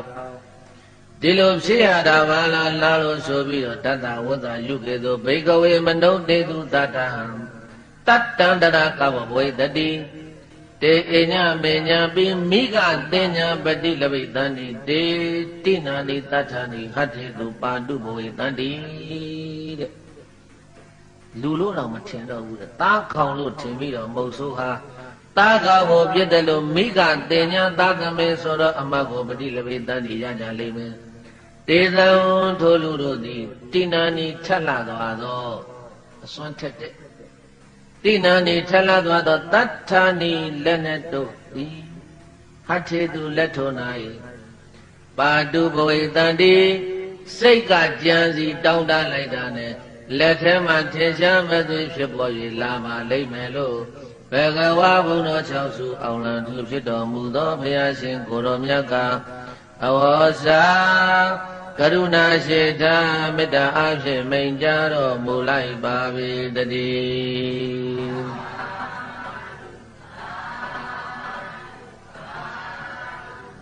တေတိနေနသတ္ထေနာဧတမိကောတိအညမညာဇီဝိတံဝရောပိတံတိလူလို့မထင်တော့ဘူးဒါသမင်ကွာဒါသမင်ကွာသကွာဒါနွားကွာသကွာလူလို့မမြင်တော့ဘူးလေမျက်လုံးတွေဘလို့တွေဖြစ်ကုန်လည်းမသိဘူးခါအဲ့မှာတတ်ကြဖြတ်ကြနေခொနရက်တိုင်းသွေးချောင်းစီတော့အလောင်းချင်းထတော်တဲ့တောင်ထဲမှာပုံနေတဲ့လူတွေတော်တဲ့ကထွက်လာတဲ့အခါကျတော့မှတွေ့ပြီးတော့အဲ့ဒီလူတွေကိုကြည်ပြီးတော့ဒါအကုသိုလ်တွေထွန်းကားလို့ဖြစ်တာလူတွေကိုကြမ်းနှုတ်ကြမ်းစိတ်ကြမ်းနေဖြစ်လို့ဒါတွေဖြစ်ကြတာအဲ့ဒီတော့ငါတို့ကိုမကြောက်အောင်ထိန်းညာဆိုနှုတ်မကြောက်အောင်ထိန်းကြဆိုစိတ်မကြောက်အောင်ထိန်းကြဆိုပြီးတော့ဘေးတတ်တဲ့ဘယ်သူမှမဟောမပြောရပဲနဲ့တဲ့ဆယ်နှစ်တန်းကလူတွေကာယကံတွေပြန်ထိန်းတဲ့ဝစီကံတွေကိုပြန်ထိန်းတဲ့မနောကံတွေကိုပြန်ထိန်းတဲ့ကာယကံနဲ့မကောင်းတာမလုပ်တော့ဘူးသူများတဲ့မတတ်တော့ဘူးသူပစ္စည်းမခိုးတော့ဘူးသူသားမယားမစော်ကားတော့ဘူးကာယကံ၃ပါးဝစီကံ၄ပါးဘုဒ္ဓဝါဒပိသုနာဝါစာဘုဒ္ဓဝါစာသမဖလပါလိန်ပြောတာဆယ်ဆိုတာတိုက်တော်တာကြမ်းကြမ်းတန်တန်စကားတွေပြောတာမလုပ်တော့ဘူးတဲ့အဲ့ဒီလိုကာယကံဝစီကံမနောကံတွေကိုပြန်ထိန်းပြီးတော့နေလာလိုက်တာဆယ်နှစ်တန်းကနေတက်တန်းတွေပြန်တက်လာအနှစ်20အနှစ်20ကနေပြီးတော့တက်တန်းတွေပြန်တဲ့အနှစ်30 40 50 60အဲ့ဒီကနေတက်တန်းတွေတပြေးပြေးနဲ့လူတွေပြန်ပြီးတော့အသက်တွေရှည်လာလိုက်ကြတာလူတွေရဲ့အသက်3သိန်းတန်းမှာတဲ့အသက်3သိန်းထိအောင်တဲ့ဘယ်ထိအောင်ပြန်တက်လာလဲဒီဒေသနာကိုဘုန်းကြီးတို့ပြတာအစဉ်တိုင်းမှတ်ကြည့်နော်ဘုန်းကြီးတို့က85နှစ်တန်းကနေပြီးတော့ဆုတ်သွားလိုက်တာ7နှစ်တန်းဘယ်လောက်လဲမင်းတိုင်း10နှစ်တန်းကနေပြီးတော့တက်တန်းတွေပြန်တက်လာတာ3သိန်းတန်းဘယ်တန်းထိအောင်လဲကြားထဲမှာကဘာမပြတ်ဘူးကဘာပြတ်သလားကဘာပြတ်တယ်ဆိုတော့ကောင်းကင်ကနေထွက်ပြီးတော့တခါတည်းကဘာကြီးမိလောင်တာကိုကဘာပြတ်တယ်လို့ခေါ်တာဒါကြောင့်ကဘာမပြတ်ဘူးပြည့်တာကြီးတချို့ကဘုမတိပါမတိနဲ့ဟာသာသနာ9000ပြည့်ကဘာကြီးပြတ်မှာလေကဘာကြီးမိတွေလောင်မှာတဲ့မဟုတ်ဘူးကဘာလုံးဝမပြတ်ဘူးကဘာပြတ်လို့လည်းမရဘူးဒီကဘာကဗတ္ထကဘာလို့ခေါ်တယ်ဘာကဘာလို့ခေါ်လဲဘ ယားငါးစုပွင့်တဲ့ကဘာကိုဗဒ္ဒကဘာတဲ့သာရကဘာတဲ့မန္တကဘာတဲ့ကဘာတွေကလည်းသူ့နာမည်တွေနဲ့သူရှိတာဘုန်းကြီးတို့နေတဲ့ကဘာကြီးကဗဒ္ဒကဘာကြီးဗဒ္ဒကဘာမှာဘုရားငါးစုမပြည့်မချင်းဒီတိုင်းသွားနေမှာအခုကကုသနာဘုရားပွင့်တော်မူသွားတယ်ဒီကဘာမှာပဲကောဏကမနာဘုရားပွင့်တော်မူသွားတယ်ဒီကဘာမှာပဲကသဗ္ဗဘုရားပွင့်တော်မူသွားတယ်ဒီကဘာမှာပဲကောရမဘုရားပွင့်တော်မူတဲ့ဒီကဘာမှာဘုရားတဆူပွင့်တိုင်းသာသနာထားခဲ့တဲ့သာသနာကုန်ရင်ဆုံးမမဲ့လူမရှိရင်သာသနာတော်ကြီးကွယ်သွားတယ်နဲ့လူတွေတက်တန်းနေတူသွားမယ်တက်တန်းနေတူပြီးတော့ခုနကပြောတယ်ကကြီးသုံးပါးစိုက်တယ်ကကြီးသုံးပါးစိုက်ပြီးတော့တောတဲ့တောင်တွေကပြန်ထွက်လာကြမယ်လူတွေတက်တန်းပြန်ပြီးတော့ကာယကံဝစီကံမနောကံတွေကိုပြန်ထိန်းတယ်တက်တန်းတွေပြန်တိုးပြီးတော့ရှည်လာတယ်အဲ့ဒီလိုရှည်လာရင်ကနေပြီးတော့အခုတက်တန်းဘလောက်တန်းလုံးဆိုလို့ရှိရင်တဲ့လူတွေအသက်တသိန်းသားမှာအဘွားအသက်ဘယ်လောက်ရှိပြီလို့ဆိုငါအသက်တသိန်းအဖိုးအသက်ဘယ်လောက်ရှိပြီလို့ဆိုရင်ငါအသက်တသိန်းပြည့်ဖို့လို့တစ်နှစ်ဖဲလို့တော့တယ်အဲ့ဒီလိုလူတွေအသက်တသိန်းတန်းမှာအယံဘာရာနတိကေတုမတိနာမှာရာဇဌာနိဘဝေတတိခြေသားသားရိဗုဒ္ဓရာဒီမေတ္တိယဗုဒ္ဓဝင်ကိုမြတ်စွာဘုရားဟောနေတာရှင်သာရိပုတ္တရာလျှောက်လို့ဘယ်သူလျှောက်လို့လဲဟောတာကနေကြောတာယုံเจ้าမှာဟောနေတာဘယ်เจ้าမှာဟောနေတာဂေါတမေကြီးသင်္ကန်းလာလှူလို့အဇိတယဟန်ကသင်္ကန်းအလှူခံလို့ဒီတရားဟောနေတာမဟုတ်လားဘိသားကြီးအဲ့ဒီမှာမြတ်စွာဘုရားရှင်ကိုရောမြတ်ကစေတသာရိပုတ္တရာအယံရာအရံပါရဏတိဟောဒီပါရဏတိခေါ်တဲ့ရှင်မြို့တော်ကြီးဒီကေတုမတိနာမရာဇဌာနိဘဝိတတိကေတုမတိလို့ခေါ်တဲ့ပြည်ကြီးဖြစ်အောင်ပဲအခုငါဘုရားလက်ထက်မှာတော့ပါရဏတိလို့ခေါ်တဲ့မြို့ဟာနောက်တစ်ချိန်ကြလို့ရှိရင်လူတွေတက်တန်းတသိန်းတန်းရောက်လို့ရှိရင်ပါရဏတိဆိုတဲ့နာမည်ပြောက်ပြီးတော့ကေတုမတိလို့ခေါ်တဲ့နေပြည်တော်ကြီးဖြစ်လိမ့်မယ်တဲ့တခါတည်းမြတ်စွာဘုရားကမြို့နာမည်မှာပြောသွားတာအဲ့ဒီကေတုမတိလို့ခေါ်တဲ့နေပြည်တော်ကြီးမှာသင်္ခလို့ခေါ်တဲ့စัจ जा မင်းကြီးပေါ်လိမ့်မယ်မိဘရဲ့ခေါင်းကြီးကဝိတာခသားတော်ပေါင်းက1000အရိမတေယဗုဒ္ဓဝင်ဒီကစတာမြို့ကကေတုမတိတဲ့ဘာမြို့လဲတိုင်းပြည်အုပ်ချုပ်မင်းလုံးတဲ့ရှင်ဘုရင်ကြီးကစัจ जा မင်းနာမည်ကသင်္ခလို့ခေါ်တဲ့စัจ जा မင်းမိဘရဲ့ခေါင်းကြီးနာမည်ကဝိတာခတဲ့ဘုန်းကြီးတို့ပုဗ္ဗာယုံကျောင်းမကြီးနဲ့နာမည်ချင်းဆင်တယ်ဝိတာခတဲ့သားတော်ပေါင်းဘယ်လောက်ရှိမလဲသားတော်ပေါင်းက1000ကေတုမတိမြို့ကိုချမ်းရထားတယ်မြို့အချမ်းရပေါင်းက8400ကေတုမတိမြို့ရဲ့အလယ်ကောင်းမှာယရဏ9ပါးနဲ့ပြည့်စုံတဲ့စัจ जा ယရဏပြတ်တာရင်ကြီးဟာသင်္ခစัจ जा မင်းကြီးရဲ့ရှေ့ဘုံတော်ကြောင့်ပေါ်ပေါက်ပြီးတော့လာရတယ်တဲ့အဲ့ဒီစัจ जा ယရဏရင်မြန်ကြီးဟာလူတွေရဲ့မျက်စိနဲ့စိုက်ပြီးတော့ကြည့်လို့မရအောင်အကြောင်းအဝါတွေတောက်နေတယ်တဲ့စัจ जा မင်းကြီးရဲ့ကေတုမတိမြို့ရဲ့ဘုရင်စัจ जा မင်းကြီးရဲ့တကိုးကိုအဲ့ဒီမှာမြတ်စွာဘုရားကပြောပြနေတယ်မြို့အလယ်ကောင်မှာယရဏ9ပါးနဲ့ပြည့်စုံတဲ့စัจ जा ယရဏပြတ်တတ်ရင်ကြီးပေါ်လိမ့်မယ်အဲ့ဒီပြတ်တတ်ဆောင်ကြီးဟာလူတွေရဲ့မျက်လုံးနဲ့ကြည့်လို့မရအောင်အကြောင်းဝါတွေကသိတောက်တယ်တဲ့အဲ့ဒီစัจ जा ယရဏရင်မြန်ကြီးကအထပ်ပေါင်း100ရှိတယ်တဲ့ဘယ်လောက်ရှိလဲမင်းသားထပ်ပေါင်း100ရှိတယ်တဲ့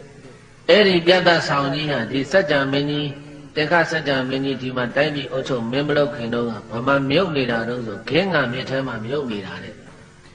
ခင်းကမြစ်ထဲမှာမြုပ်နေတာသင်္ခစัจ जा မင်းကြီးရဲ့ဘုံကံကြောင့်ပြန်ပြီးတော့ပေါ်လာရတာဒါမေးလို့ရှိရင်အဲ့ဒီစัจ जा ယရဏကြီးရဲ့ပိုင်ရှင်ကဘယ်သူတုံးလို့ဆိုတော့မဟာပနာဒမင်းတဲ့အဲ့ဒီမင်းကြီးဟာဟောဒီကေတုမတိမြို့မှာပဲဆိုဆံခဲ့တာအဲ့ဒါသူ့လက်ထက်ကရှိခဲ့တဲ့ပြတ်တတ်ဆောင်ကြီးစัจ जा ယရဏကြီးအဲ့ဒါကြီးကဘုန်းကြီးတို့မြေသားရဲ့မဟာပနာဒမင်းကြီးနတ်ရွာဆံကံတော်ကုံသွားတဲ့အခါကျတော့အဲ့ဒီစัจ जा ယရဏကြီးဟာသူ့အလိုအလျောက်ပဲပျောက်သွားပြီးတော့ခင်းကမြစ်ထဲမှာသွားမြုပ်နေတာမဟာပနာဒမင်းကအဲ့ဒီစัจ जा ယရဏဘယ်ကရတော့ဆိုတရားမင်းကဝိသကြုံနတ်သားကိုဖန်ဆင်းခိုင်းတာဘ ုန်းကြီးတို့စာရှိတယ်လူမင်းဘုန်းကြီးတော့နတ်မင်းမနေတာတဲ့ဗာမင်းဘုန်းကြီးတော့ဗာမင်းမနေတာလူမင်းဘုန်းကြီးတော့နတ်မင်းမနေတာဆိုတဲ့အတိုင်းအဲ့ဒါတရားမင်းကြီးကမဟာပဏာဒမင်းကြီးစီးဖို့လို့ဆိုပြီးတော့အထက်တရားရှိတဲ့စัจ जा ယရဏကြီးကိုဖန်ဆင်းပေးတာဘာဖြစ်လို့တရားမင်းကြီးကအထက်တရားရှိတဲ့ပြတ်သက်ဆောင်ကြီးကိုဖန်ဆင်းပေးရတယ်လဲလို့ဆိုရင်တဲ့မဟာပဏာဒမင်းကြီးကရှေးဘဝကလုပ်ခဲ့တဲ့ကုသိုလ်တဲ့ရှေးဘဝကဘာကုသိုလ်လုပ်ခဲ့တုံးလို့ဆိုတော့ပြည့်တတ်ရဲ့ရှေးဘဝတုန်းကကျူထယံရက်စားရပြီးတော့အသက်မွေးရတဲ့လူဆင်းရဲဖြစ်ဘူးတဲ့တာဖာနှစ်ယောက်တော်တယ်သွားရင်းနဲ့ပိစေကဗုဒ္ဓတစ်ပါးကိုဖူးတွေ့ရတယ်ဖူးတွေ့ရတဲ့အခါကျတော့အဲ့ဒီမှာကျူရိုးနဲ့တဖန်းသားတွေနဲ့သိရမိုးကြောင်းလေးတစ်ကြောင်းဆောင်းပြီးတော့အသက်တဆုံပစ္စည်းလေးပါတော့ပြင်စောက်ရှောက်ထောက်ပံ့လှူဒန်းခဲ့တာတာဖာနှစ်ယောက်မဟာပဏာဒမင်းကြီးရဲ့အတိတ်ဇာလန်းကလည်းပဲအဲ့ဒါကျူရိုးနဲ့တဖန်းသားတွေနဲ့သိရွယ်မိုးတဲ့ကြောင်းလေးအခုလိုအုတ်တိုက်တွေပါနေဆောက်တာမဟုတ်ဘူးသွတ်တွေဗီလမေကြီးနဲ့မဟုတ်ဘူးတော်ထဲမှာပိစေကဗုဒ္ဓကိုတွေးလို့ကြည်ညိုရင်းနဲ့ဆောက်ပြီးတော့လှူခဲ့တဲ့ကုသိုလ်ဟာတာဖာနှစ်ယောက်သေသွားတဲ့အခါကျတော့နတ်ပြည်ကိုတက်သွားတာအဖေလုံးတဲ့ပုဂ္ဂိုလ်ကနတ်ပြည်မှာနတ်စည်းစိမ်တွေခံစားပြီးတော့နေခဲ့တယ်သားလုံးတဲ့လူကလူပြည်ကိုဆင်းလာပြီးတော့ကေတုပတိမြို့မှာမဟာပဏာဒမင်းကြီးဆိုပြီးတော့လာဖြစ်တာမဟာပဏာဒမင်းကြီးနတ်ရွာလဲဆန်ရောအဲ့ဒီပြတ်တဆောင်ကြီးကလည်းပဲဂင်္ဂမြစ်ထဲကိုမြုပ်သွားတာအခုသင်္ခစัจ जा မင်းကြီးကေတုပတိမြို့မှာစัจ जा မင်းဖြစ်တော့မှအဲ့ဒီဂင်္ဂမြစ်ထဲမှာမြုပ်နေတဲ့ပြတ်တဆောင်ကြီးကကေတုပတိမြို့လည်းကောင်ကလာပြန်ပြီးတော့ပေါ်ပေးရတာဘုန်းကြီးတို့ပြည့်တဲ့မျက်စိလည်းမသွားနဲ့မဟာပဏာဒမင်းကြီးရဲ့စัจ जा ယရဏအထက်တရားရှိတယ်ကောင်းကင်ကိုပြန်သွားလို့ရတယ်မဟာပဏာဒမင်းကြီးကဒီစัจ जा ယရဏကိုဘာကြောင့်ရတာတော့ဆိုရင်ပိစေကဗုဒ္ဓတစ်ပါးကိုကျူရိုးကြောင်းတဲ့တဖန်းသားတွေနဲ့ကြောင်းဆောက်တူခဲ့တဲ့ကုသိုလ်ကံကြောင့်ရတာကြောင်းကတန်ဖိုးမကြီးမားပေမဲ့လို့စေတနာကကြီးမားတော့အထက်တရားရှိတဲ့ပြတ်သက်ဆောင်ကြီးကိုသူလည်းရှင်ဘရင်လည်းဖြစ်ကောတရားမင်းကြီးကဝိသဇုံသားကိုခေါ်ပြီးတော့ဖန်ဆင်းပေးရတာဒါကြောင့်မို့လို့ဘုန်းကြီးတို့ပြည်သားပေါင်းသူတော်ကောင်းတို့အဓိကကဘာကိုပဲလှူစေတနာပရဏတဲ့ဘာပရဏလဲစေတနာထက်တော့ဘုန်းကြီးတို့ပြည်တဲ့အထက်တရားရှိတဲ့စัจ जा ယရဏကြီးကိုစီးပြီးတော့ကောင်းကင်ကိုပြန်သွားနိုင်ပါတယ်အဲ့ဒီစัจ जा ယရဏကြီးကမဟာပဏာဒမင်းကြီးတိုက်ရွာဆံကံတော်ကုံသွားတဲ့အခါကျတော့ကြံတဲ့လူတွေနဲ့မထိုက်တန်တဲ့အတွက်ကြောင့်မို့လို့တရားမင်းကဟိုးဂင်္ဂမြစ်ထဲမှာသွားမြုပ်ထားတာအခုသင်္ခစัจ जा မင်းကြီးပေါ်လာရောအဲ့ဒီဂင်္ဂမြစ်ထဲကစัจ जा ယရဏကြီးအထက်တရားရှိတဲ့စัจ जा ယရဏကြီးကိုလာပြီးတော့မျိုးလေကောင်ကချပေးသွားတာရေးသားရေးယတနာမျိုးစုံနဲ့ခြံရံပြီးတော့အယောင်9မျိုးရှိတယ်တဲ့အဲ့တော့ကေတုမဏိမျိုးရဲ့ပတ်ဝန်းကျင်ကိုဘုန်းကြီးတို့ကြည့်လိုက်ကြရအောင်လို့ကေတုမဏိမျိုးရဲ့ပတ်ဝန်းကျင်ကယတနာမျိုးစုံနဲ့ခြံရံပြီးတော့တတိုင်း9ထပ်ရှိတယ်မြို့တကား4မျက်နှာမှာရွှေစရက်တွေပေါ်ပေါက်လိမ့်မယ်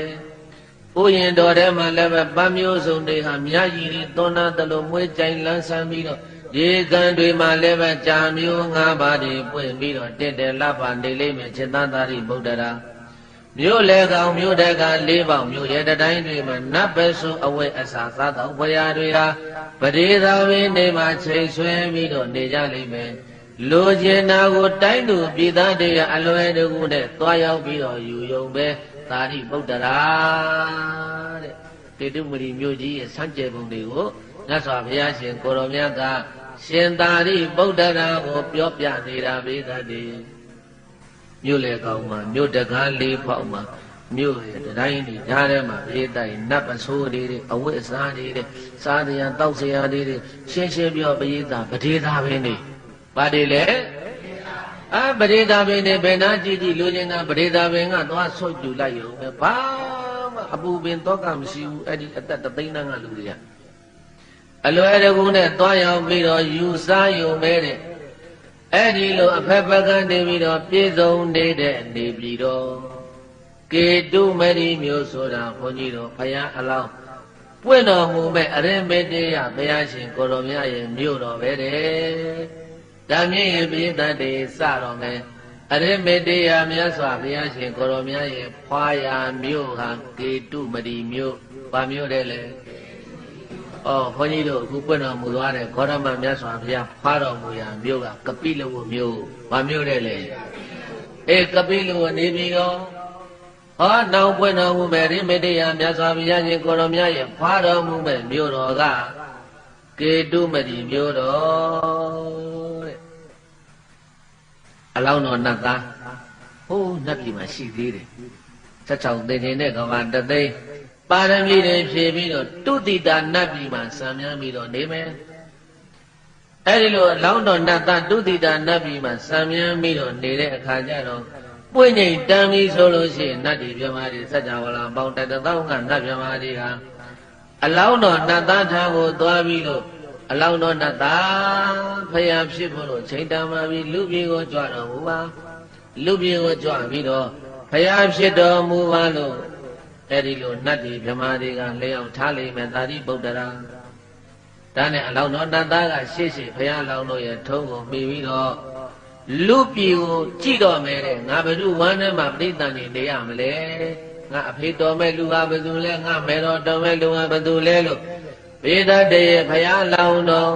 အရိမေတ္တရာဘုရားလောင်းတော်နတ်သားကလူပြည်ကိုကြည်ခြင်း5မျိုးနဲ့ကြည်မယ်ကြည်ခြင်းဘယ်နှမျိုးကဲလိုက်ဆိုဘုရားဖြစ်ရာခေအခါမှန်စွာကြည်ရမည်ဘုရားဖြစ်ရာခေအခါမှန်စွာကြည်ရမည်ဘုရားပွင့်ရာကျွန်းကိုသာမှန်စွာကြည်ရမည်ဘုရားပွင့်ရာကျွန်းကိုသာမှန်စွာကြည်ရမည်ဘုရားဖြစ်ရာယတ္တေသာမှန်စွာကြည်ရမည်ဘုရားဖြစ်ရာယတ္တေသာမှန်စွာကြည်ရမည်ဘုရားဖြစ်ရာမျိုးနွယ်သာမှန်စွာကြည်ရမည်ဘုရားဖြစ်ရာမျိုးနွယ်သာမှန်စွာကြည်ရမည်မေတော်အသက်ပိုင်းခြားချက်မပြတ်ကြည်ရမည်မေတော်အသက်ပိုင်းခြားချက်မပြတ်ကြည်ရမည်အဲ့ဒါကြည်ချင်းချင်း5မျိုးလို့ခေါ်တယ်နံပါတ်1ဘုန်းကြီးတို့စာပေလို့ပြောရင်ကာလတဲ့ကာလဆိုတာအချိန်ခါကာလကိုကြည်ရတယ်တဲ့လူတွေရဲ့အသက်တသိန်းတန်းအောက်မှာလည်းမဖြစ်ရဘူးတသိန်းတန်းအထက်လည်းမဖြစ်ရဘူး100တန်းအောက်လည်းမဖြစ်ရဘူးအဲ့ဒါကိုကြည်ရတယ်ချိန်ခါကာလကြည်တော့အခုကတသိန်းတန်းဆိုတော့ဒါဘုရားရှိခိုးလို့100တန်းအောက်ဆိုရင်လည်းဘုရားမပွင့်ဘူးတဲ့100တန်းအောက်ဆိုရင်ကဘုရားပွင့်တာလားတို့ဘုန်းကြီးတို့85နှစ်တန်းလीအခုဘယ်လောက်လဲမရေးတာ85နှစ်တန်းမှာဘုရားပွင့်တာလားမပွင့်ဘူး100တန်းမှာပဲပွင့်ရတယ်100အောက်ဆိုရင်ဘုရားမပွင့်တော့100တန်းတက်တန်း100တန်းအောက်ဆိုရင်ဘုရားမပွင့်တော့ဘူးတဲ့အသက်တသိန်းတန်းအထက်ကိုဆိုရင်လည်းဘုရားမပွင့်ဘူးတဲ့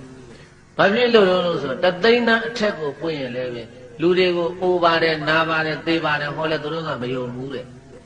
တက်တသိန်းတော်မှနေတဲ့အခါကျတော့အိုတဲ့လူမရှိဘူးသူကြည့်တဲ့ဒီယုတ်ပဲငါကြည့်တဲ့ဒီယုတ်အိုတယ်လို့သိမရှိဘူးတဲ့အဲ့တသိန်းတန်းအထက်ကြပြန်တော့လည်းပဲအိုတာပြောရင်အိုတယ်ဆိုတာဘာလဲလို့မေးဖို့မေးကြည့်ကြတဲ့ခင်မျိုးတဲ့အဲ့တော့တသိန်းတန်းအထက်မှာလူတွေကတတန်းသိရှည်ကြတဲ့အခါကျတော့အိုရာနာတာတွေဟောလို့ဒုက္ခတွေဟောလို့သူတို့သိနားမလဲဘူးသဘောမပေါက်ဘူးတဲ့ဒါကြောင့်တသိန်းတန်းအထက်မှာလည်းပဲဘုရားမပွင့်ဘူးယာရန်အောက်မှာလည်းပဲဘုရားမပွင့်ဘူးဆိုတော့အခုဟာကတသိန်းတန်းဖြစ်တဲ့အတွက်ကြောင့်မလို့ကာလဒါကိုကြည့်တယ်ဒါကိုကြည့်လိုက်တော့မြင်တယ်ဟုတ်တယ်တသိန်းတန်းဖြစ်နေပြီဒီပ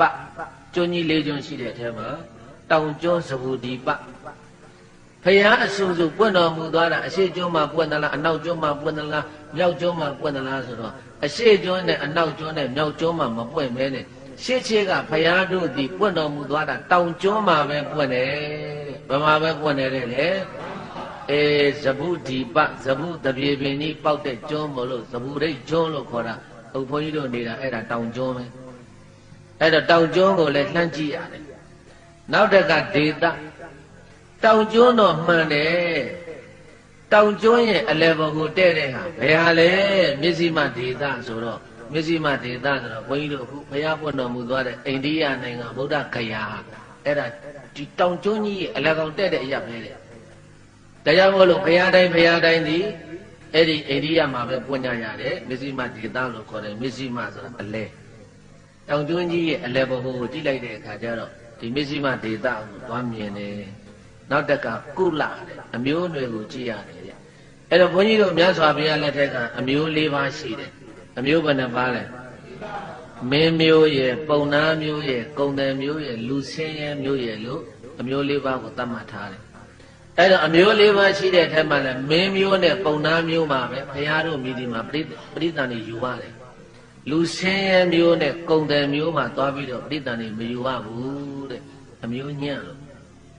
ဘုရားဆိုတာအမျိုးမြတ်တဲ့ထဲမှာပဲပရိသတ်တွေနေရတယ်မင်းမျိုးနဲ့ပုံနာမျိုးဘာနဲ့လဲမင်းမျိုးနဲ့ပုံနာမျိုးကိုအများဆုံးအမျိုးလို့သူတို့ခေတ်ကသတ်မှတ်တာမှန်ပါတယ်ပရိသတ်ကြီးအဲ့တော့ဘုရားပွင့်မဲ့အချိန်မှာလူတွေကမင်းမျိုးကိုအများဆုံးထားရင်မင်းမျိုးမှာပရိသတ်နေမယ်ပုံနာမျိုးကိုအများထားရင်ပုံနာမျိုးမှာပရိသတ်